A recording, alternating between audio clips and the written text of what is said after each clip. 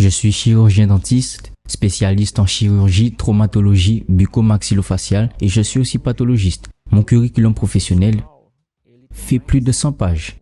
J'ai conquis la maison de mes rêves, la voiture dont je rêvais, la voiture dont ma femme rêvait, des cliniques, des employés. J'ai conquis toutes les ressources financières qu'une personne pourrait souhaiter. Vous avez la vie que la majorité des gens aimeraient avoir. Alors je crois que c'est là votre témoignage. Non, pasteur.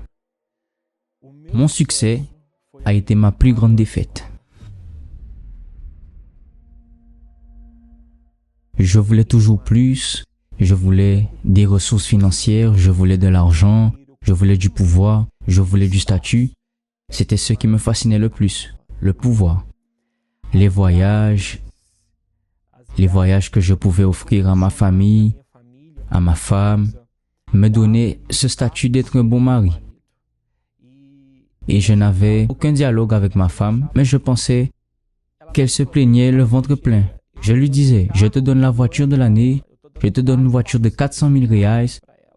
Rien de tout cela ne la satisfaisait en tant qu'épouse. Et je lui disais, soit tu es folle, soit tu ne comprends pas que tout ce que je fais est pour notre bien, pour notre croissance. Rénerson est devenu orgueilleux, travaillant trop, n'ayant pas de temps pour moi, pour ma fille, pour notre fille, Maria Louisa. Il voulait seulement grandir professionnellement, être reconnu. Il a tellement grandi au point de ne plus pouvoir m'écouter, ni moi l'écouter. Alors le dialogue a simplement cessé. Pour moi, il n'y avait pas de limite et je plaisantais toujours en disant, la limite c'est le ciel. Je pensais que rien ni personne ne pouvait m'arrêter. Et en vérité, je conquérais tout et je continuais à être malheureux. Malgré tout ce succès, j'ai fait une dépression. Rien ne comblait le vide que j'avais dans mon âme. C'était un vide qui a commencé à se refléter sur mon visage. Mon corps, j'ai beaucoup grossi. Les gens me parlaient, je ne comprenais pas ce qu'ils disaient. Il est arrivé un moment où je commençais à parler avec quelqu'un. On aurait dit que sa voix ne sortait pas. Je voyais seulement la bouche bouger. Mais je n'arrivais pas à interpréter ce que la personne me disait. Mais si vous regardiez mes réseaux sociaux, à ce moment-là, vous penseriez que ma vie était parfaite. Ce que les réseaux sociaux ne montraient pas, c'était mon vide, ma dépression, mon mariage en ruine avec ma femme.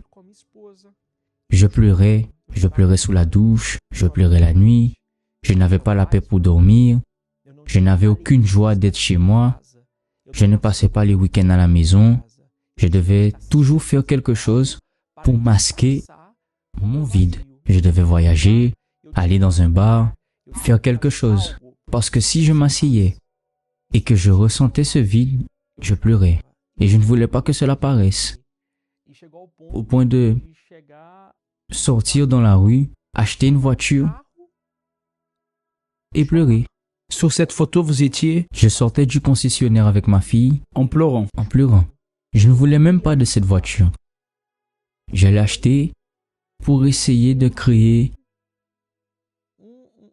un motif de joie à l'intérieur de moi que je n'avais pas à ce moment-là. Et ensuite, les conséquences sont venues. J'ai arrêté de prendre soin de ma santé. J'ai arrêté de prendre soin de mon corps. Alors, j'ai beaucoup grossi. Et c'est là que j'ai fait un infarctus. Et j'ai entendu le médecin me dire que si je ne changeais pas de vie, j'allais mourir. Comment est-ce possible qu'un médecin qui prend soin des autres ne parvient pas à prendre soin de lui-même? En pensant, par vanité, que cela ne m'arriverait jamais. Et là, je me suis senti comme une ordure. Je me suis senti comme un déchet. J'ai compris que le succès et l'argent ne me rendraient pas ma santé. J'ai essayé de chercher les meilleurs spécialistes, les meilleurs professionnels. La situation empirait. Quand j'arrive en janvier de l'année dernière, je me retrouve sans mouvement dans la jambe. Mon âme, mon corps et mon esprit continuaient d'être malades. Au point qu'en janvier de cette même année, il y avait le plus grand congrès de ma profession à São Paulo. J'étais l'un des conférenciers, j'avais des réunions importantes en tant que représentant du conseil et je ne voulais pas que les gens me voient dans cet état. Je suis arrivé à São Paulo avec toute mon équipe d'assistance. Je leur ai demandé de ne pas rester dans la même chambre que moi, alors que j'aimais qu'ils soient toujours avec moi en voyage. Parce que j'avais déjà une pensée prédéterminée. J'avais déjà l'intention de mettre fin à ma vie.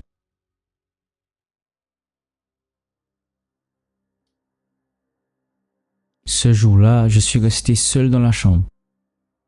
J'ai demandé un appartement au dernier étage. J'ai demandé le plus haut. Et à ce moment-là, je suis resté toute la journée sans manger. J'en suis même arrivé à écrire une lettre pour ma fille. Je suis allé jusqu'à la fenêtre de cet appartement. Je l'ai ouverte, j'ai regardé et je me suis assuré que cet étage était suffisant pour mettre fin à ma vie. Je me suis assis sur le lit, j'ai lu la lettre et j'ai allumé la télévision. Il était alors 2 heures du matin et je suis tombé face à la programmation du temple de São Paulo. Vous êtes là en train de penser à vous suicider parce que votre situation est si désespérée que vous ne voyez pas d'autre issue que de fuir, de disparaître de cette terre. Vous avez mis toute votre force dans les choses, dans les lieux, dans les personnes. Et qu'avez-vous reçu en retour?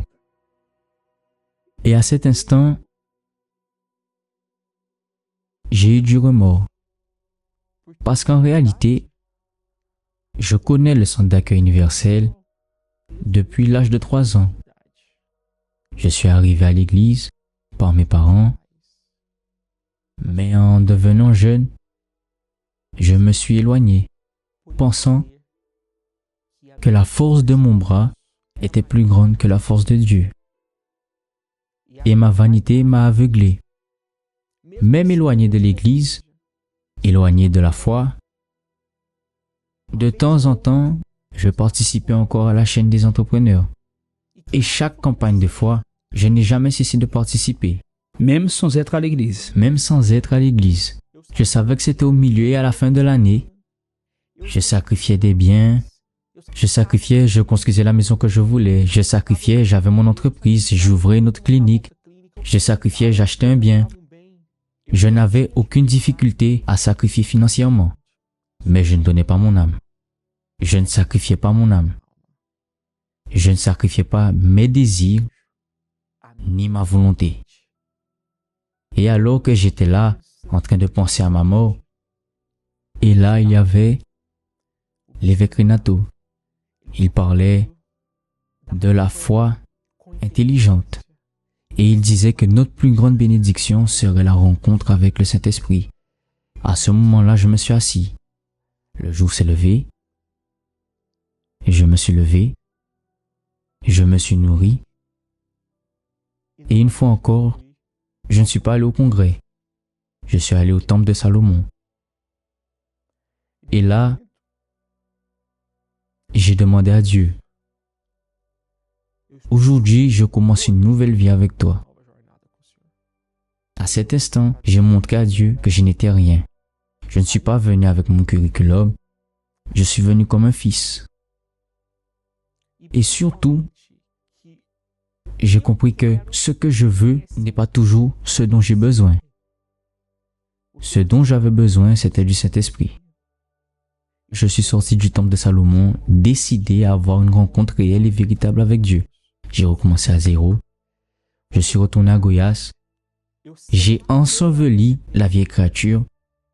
Et à partir de là, j'ai réduit les écrans, les informations qui ne m'apportaient rien. J'ai commencé à écouter chaque jour la parole de l'évêque Macedo. J'ai commencé à voir des contenus qui nourrissaient ma foi. Et lors de cette dernière campagne de foi, je n'ai rien demandé.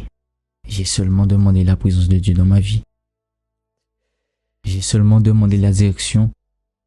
J'ai seulement demandé la guérison de mon âme. J'ai demandé ce qui est écrit dans la parole de Dieu. D'abord le Saint-Esprit et le reste me serait donné.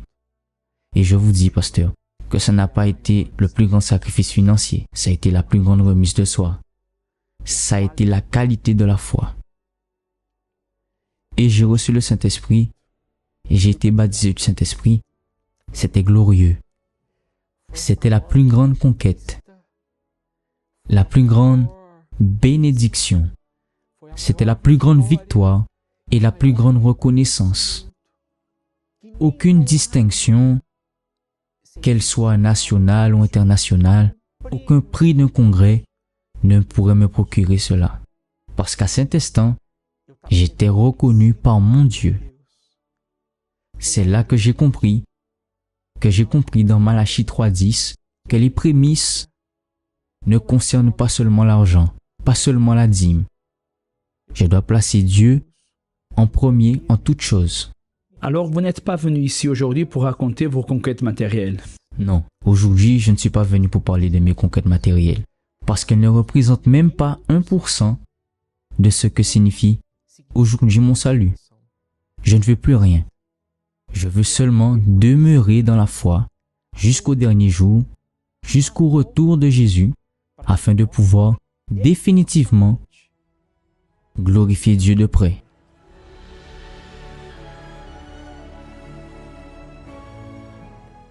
Aujourd'hui, il est une autre personne, il est plus affectueux avec moi, il me donne plus d'attention, il donne plus d'attention à notre fille, ce qui lui manquait énormément. Aujourd'hui, c'est un autre homme. C'est lui qui prend soin du sourire des gens aujourd'hui a un sourire authentique. Aujourd'hui, j'ai le sourire de l'âme, de l'esprit et du corps.